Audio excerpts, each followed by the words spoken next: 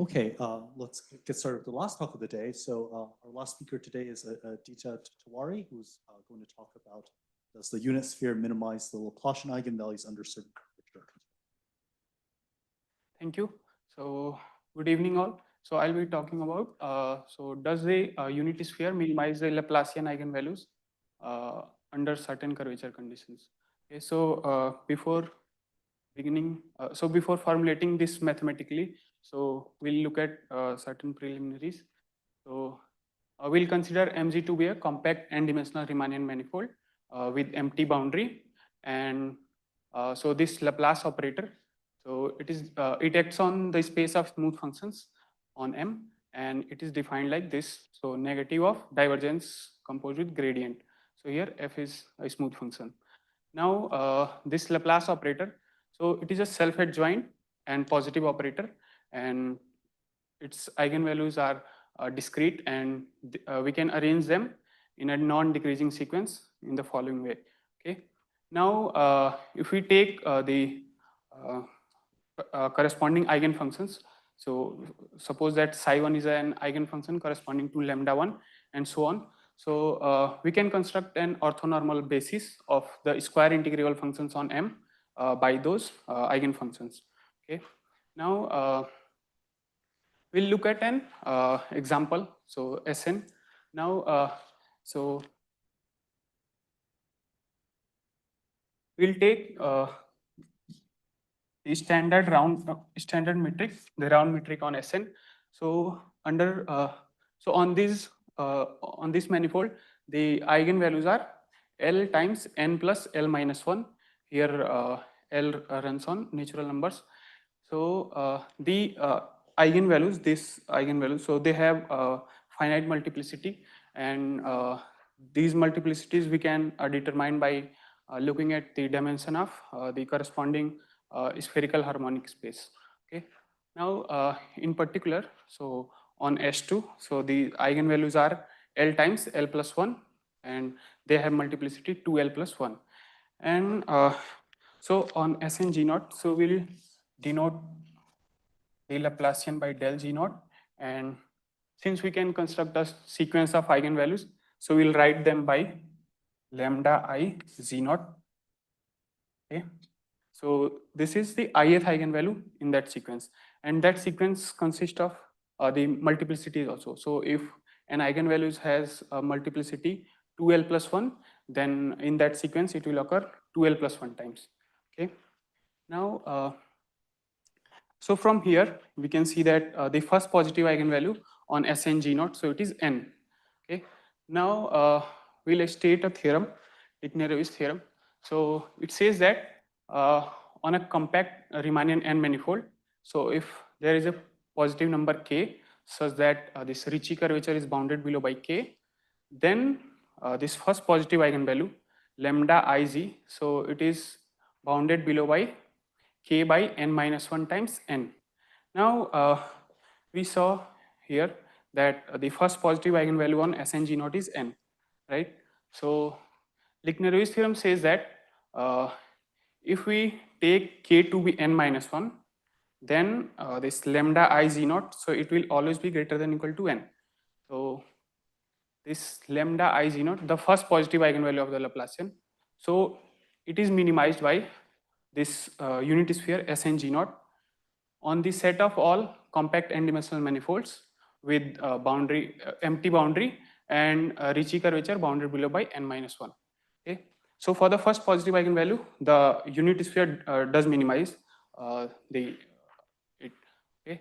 Now what about the uniqueness? That if we are given that the first positive eigenvalue is n, and the Ricci curvature is bounded below by n minus 1, then will that manifold be the unit sphere? So the answer is yes. So it is due to a theorem of Obata, rigidity theorem. So it says that if the first positive eigenvalue is n, and we are under this Ricci curvature condition, then the given manifold, so it will be isometric to the unit sphere. Okay. Now in general, the answer to this question is no. So it won't happen that this unit sphere will always minimize. So So first we'll formulate the problem. So this is the question that does the unity sphere minimize all the Laplacian eigenvalues among the manifolds, okay, with this Ricci curvature condition. We can rewrite it like this, that if lambda Ig is the ith eigenvalue of the Laplacian on Mg and lambda Ig0 is the ith eigenvalue on Sng0, then do we have this, that lambda Ig is greater than or equal to lambda Ig0 for all I greater than or equal to 1. So the counter example, so it was given by Harold Donnelly. So he constructed a counter example in dimension 4, and here this inequality fails. Okay, so this was the counter example. So if we take n to be S2 cross S2 with the standard product metric, and we consider G epsilon new metric, so this scalar times G. So here G is the standard product metric, and then we consider this manifold n G epsilon. Then so we want that this Ricci curvature is bounded below by n minus 1. So here n is four dimensional. So we'll have Ricci curvature is bounded below by 3G epsilon. So for epsilon between 0 and 2, so we'll have this. Then for this manifold, so the this eigenvalue inequality, so this will not hold.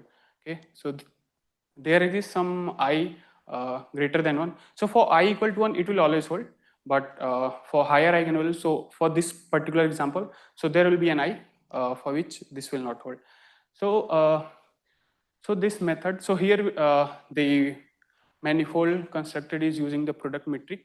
So but in dimension 2 and 3, so we cannot construct such an example. Okay, so this problem is still open in dimension 2 and 3. Now, the problem is only open in dimension 2 and 3. So we have that does this eigenvalue inequality holds for 2 and 3 dimensional manifolds with Ricci curvature bounded below by n minus 1. Okay. So in dimension 2, so the Ricci curvature is nothing but k times g. So where k is the Gaussian curvature. So a condition on Ricci curvature, so it will convert to a condition on Gaussian curvature. So we want Ricci curvature to be greater than or equal to g. So here we will have that Gaussian curvature is bounded below by 1. So this is the question for dimension 2, that Mg is a compact two-dimensional Riemannian manifold, and Gaussian curvature is bounded below by 1. Then does this eigenvalue inequality holds? Okay, so we'll give a class of manifolds where such an eigenvalue inequality has been proven. So if we take S2 and S2G, where G is a metric which is obtained by analytically perturbing G0 through rotationally symmetric and conformal matrix. Then for a given J greater than or equal to 1, so there will always be a J greater than or equal to 1, such that for all I less than or equal to J, the eigenvalue inequality will hold. So it's like this. So this example says that for every, so there exists a J greater than or equal to 1, such that, so we have this lambda I G greater than or equal to lambda I Z0. So you can choose J to be as large as possible. Then there will be a G, a metric which is close to this G0, such that this eigenvalue inequality will hold. So it doesn't hold for all, but we have that you give as large number as possible, and then we'll get a manifold for which all the eigenvalues below that will satisfy this eigenvalue inequality. Okay.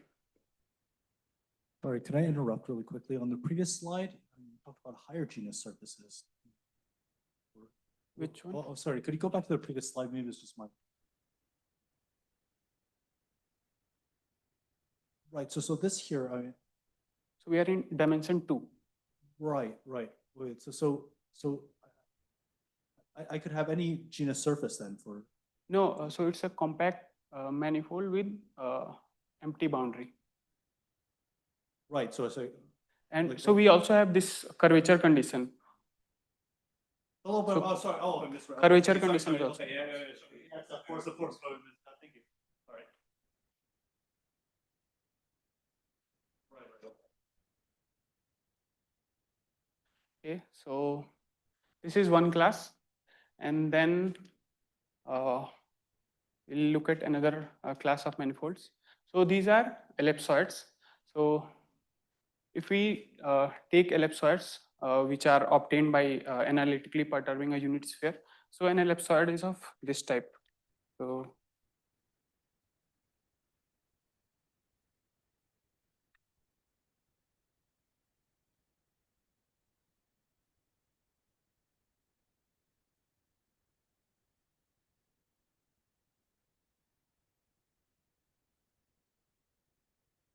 this is an ellipsoid. So if we take an ellipsoid which is close to the unit sphere, that is A, B, and C. So they are close to 1. Okay, and so this perturbation, so this is analytic, and we also put the condition that this Gaussian curvature is bounded below by 1.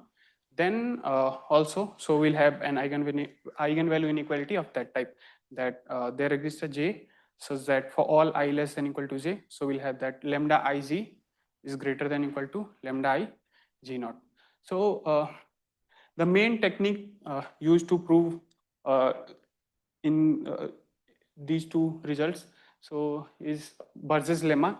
So this is Burge's lemma. So now, so I will state it. So if M is a compact n-dimensional smooth manifold, and G is a smooth Riemannian metric on M, and so these GIs are symmetric covariant two tensors, then there exists an epsilon naught greater than 0 such that this G epsilon, so we define it like this: G plus summation I equal to 1 to n epsilon I Gi. So this G epsilon, so this will be a Riemannian metric for all epsilons between 0 and epsilon naught. Okay, so we can always do this because this Gi is so these are finite and G is positive definite, so we'll always be able to find a epsilon naught. Okay, so we'll call it to be real analytic perturbation of G. So this G epsilon, so we have a family of Riemannian matrix, and these are real analytic perturbations of G in epsilon. Now Burge's lemma says that if for the real analytic family G epsilon, the eigenspectrum of the Laplace-Beltrami operator del G epsilon. So we have two Riemannian matrix G and G epsilon. So we have so we'll have two eigenspectrums. So del G. So this one is fixed, and del G epsilon. So this one moves with epsilon. Okay. So it says that the eigenspectrum of del G epsilon. So it those eigenvalues, so they depend analytically on epsilon. So if the perturbation is analytic, so here we perturb this ellipsoid analytically, so the eigenvalues will also depend analytically on epsilon. Okay, so this is how they depend analytically. So if we take an eigenvalue of so suppose that G is G naught, and we take an eigenvalue of the sphere, and G epsilon is on the, so the perturbed metric on ellipsoid. In that case, so given an eigenvalue of S2 G naught, so that will be L plus 1, and it has multiplicity 2L plus 1. So there will be 2L plus 1 lambda m epsilons and psi m epsilons, which are smooth, such that for every epsilon between 0 and epsilon 1, so this psi m epsilon, lambda m epsilon and psi m epsilon, so they will depend real and analytically on epsilon, and this dependence is uniform for each m equal to 1 to L. So here uniform in the sense that same epsilon 1 will work for all these lambda m epsilons, okay, for m equal to 1 to L. And we'll have this, that lambda m0 is lambda for m equal to 1 to L. and the corresponding eigenfunctions. So they will form a orthonormal set with respect to this inner product G epsilon. Okay. Now, the Burgess lemma makes the important technique to prove those results. So we also use certain techniques of Sturm-Liouville theory and positive definiteness of some tridiagonal matrices to prove those results. Now we'll look at dimension 3. Okay, so in dimension 3, so we have these class of manifolds where such an eigenvalue inequality holds. So if we take left invariant Riemannian matrix G on S3, then for these matrix with this Ricci curvature condition, then so for all the eigenvalues, so in the dimension 2 case, so we had that there is a cutoff where this stops the eigenvalue inequality, but for dimension 3 S3G with where G is a left invariant metric, so the eigenvalue inequality, so it will hold for all the eigenvalues. Okay. Now if we generalize this ellipsoid to dimension 4, so there also the eigenvalue inequality will hold. So these are the class of manifolds in dimension 2 and 3 where we have proven that the eigenvalue of the unity sphere, standard unity sphere, so these are less than the eigenvalues of the corresponding families of the corresponding families and under this given curvature condition. Okay. Now, so the problem is still open, and so we have also proven that on hyperellipsoids. So that is, if we generalize these ellipsoids to say n semi-axis. So here we have 3. Okay, so this is a dimension 2 ellipsoid. Now, if we take n plus 1 semi-axis lengths, then we'll have a n-dimensional hyperellipsoid. So for those also, so such an eigenvalue inequality will hold under this curvature condition. Okay.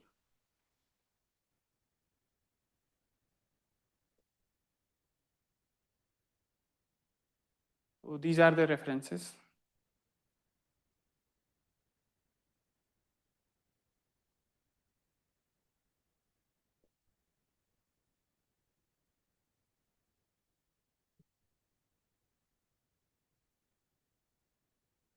Thank you for that very nice talk.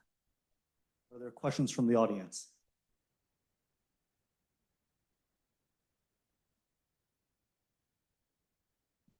For the multiplicities of the eigenvalues Yes. on the sphere, can you go back to that slide?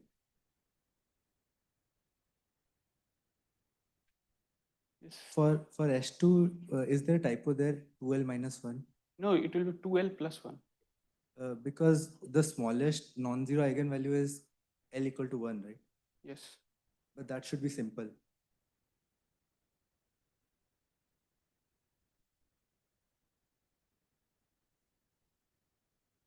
No, the first eigenvalue has multiplicity 3.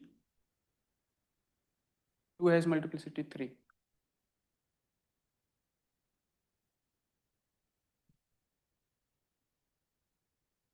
Here the boundary is empty and there are no boundary conditions.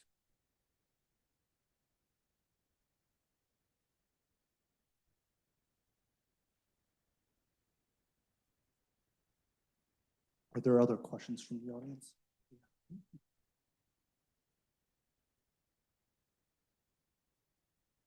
I just wanted one clarification. So in this Burgess lemma, you define that G epsilon, right? Yes. So just wanted to clarify, like, why it forms a metric. So those GIs were like just symmetric covariant two tensors, right? Yes. So why was the G epsilon a metric again? Could you kindly clarify? So G is positive definite. Yeah, so G is this metric. I agree. and these are finite only. Okay. So there will always exist an epsilon naught such that this will always be. So that will give rise to metric. Yes. That's it. So this Burgess lemma it holds for general analytic family, but we only require it for this finite set of GIs. So that's why we stated it like that. So, like S2 can be embedded in S3, like in the middle. So, and we know that we can also pull back the metric from S3 to S2. Okay. So can we also relate like eigenvalues here to here, because in S3 we got the inequality was for all i's. No, but So- there G was left invariant. Not it wasn't for all the matrix. It was only for left invariant.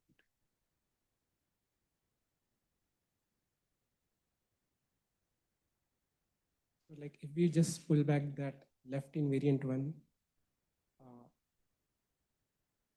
yeah, I mean, it was just doubt that if we can pull back the metric also, can we also relate the eigenvalues for the pullback metric with the original one on S3? So we can relate it, but the problem arises in this computation of the curvature condition. So in S3G, where G is a left invariant metric, so the Ricci curvature is computable easily, but for the dimension 2, it is not that easy to compute. Thank you.